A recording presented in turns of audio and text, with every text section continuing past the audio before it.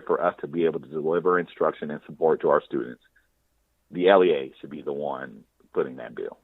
No, absolutely. Absolutely. And I just want to say also, you brought up the point that, as educators, we're always buying supplies for our classrooms and things that we need. And that's true. And I just want to say how proud I am of the teachers that I'm seeing, not only in California where we are, but across the nation, that are stepping up to offer services really for free to their students. They're out of the goodness of their heart. Yes. They're recognizing the situations that families are in. So whether they're providing resources or services where they're tutoring online, or they're, directing them to proper locations, right? I know that I've seen this since the quarantine began, that teachers are really stepping up. And so, but if teachers need the compensation, it's something that's required, that should be. So thank you to all the teachers and educators and everyone in general that's really stepping up, altruistically with a good heart to help out our neighbors, right? I'm a firm believer. And along those lines, go ahead. Yeah.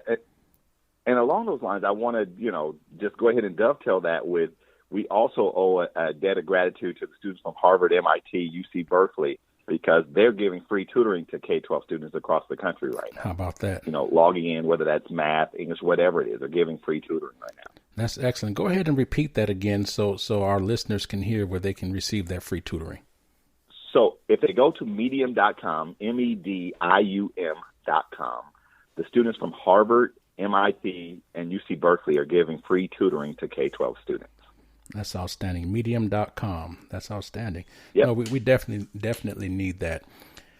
There's so many aspects of this distance learning that we could cover, and we've covered quite a bit. I wish we were live during the after spring break. Maybe we will be, to just see how this pans out and what further questions and concerns that it brings up. I'm not sure that I have any other questions, man. You've been so great in answering and offering and adding useful bits of information that I feel, and I felt equipped already, but I feel that for our listeners who weren't, you've done a great thing in providing them some insights and maybe a little bit of calming the nerves and providing some directions, and that's great. Are there any other concerns or supports or thoughts that you'd like to share with our listeners? I'd just like to echo your last thought, and that is, you're always going to crawl and then walk and then run.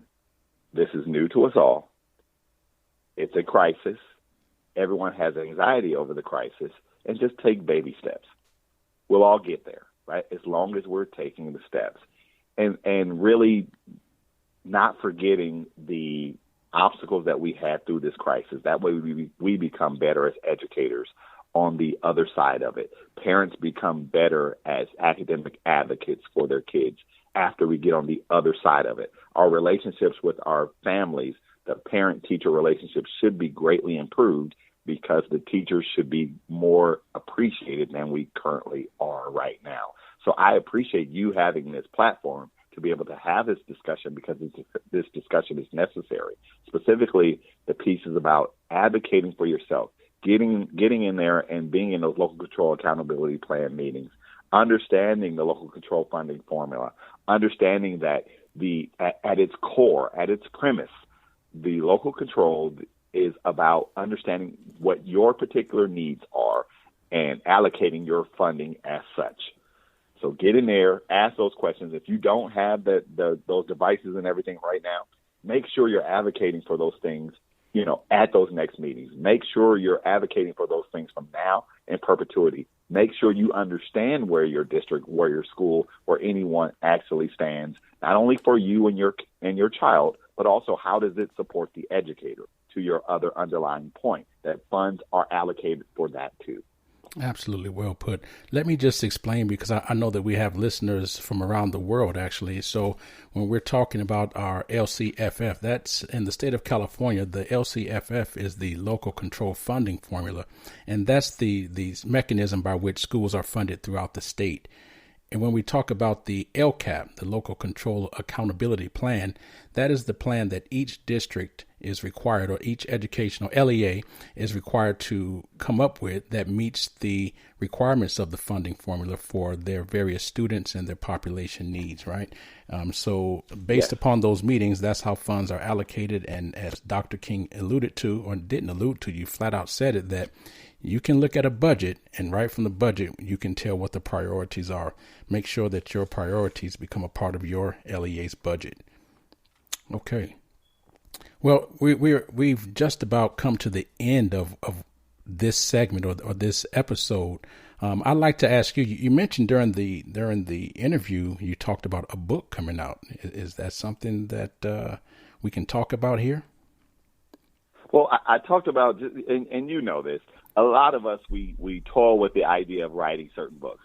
So to be 100% honest, I probably have about 4 or 5 ideas floating out there, with partially written things. Sure. But the underlying idea of how do we reach students where they are, and how do we make sure that we embed creativity in instruction, we embed creativity in being able to demonstrate mastery, that really matters. Because in the real world, we don't always receive high stakes. We're allowed to synthesize information and use that information to our benefit, like we just talked about. So one of the rappers I was actually alluding to, being a high school dropout, is now a billionaire, right? Sure. Yes. Jay-Z is now a billionaire. But again, if you listen to them, they have a skill set that I don't have. Again, sophisticated metaphors, double and triple entendres. They have a mastery of the English language. But check the transcripts. Right. A lot of them probably speak English, right? But embedded within them is not only the ability to pass English, it's to excel in it. And they demonstrated that in another way.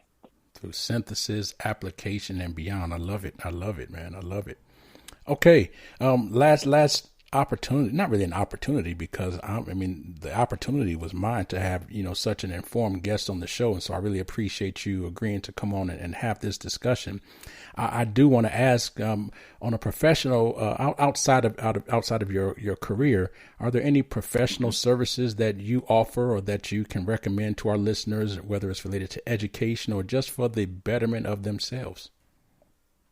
None that I specifically offer, but here's what I would offer the listeners.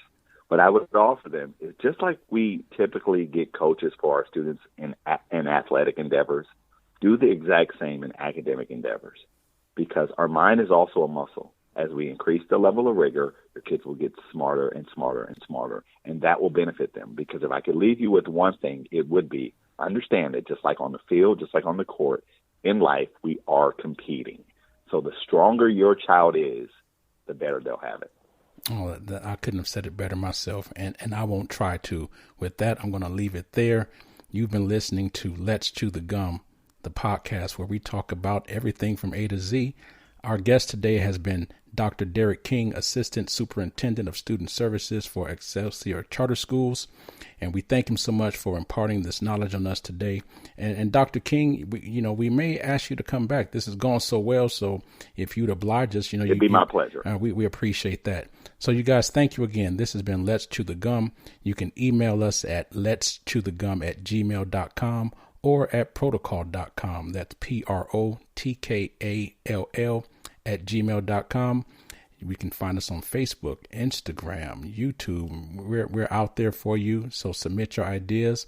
And as always, we always have something for your mind.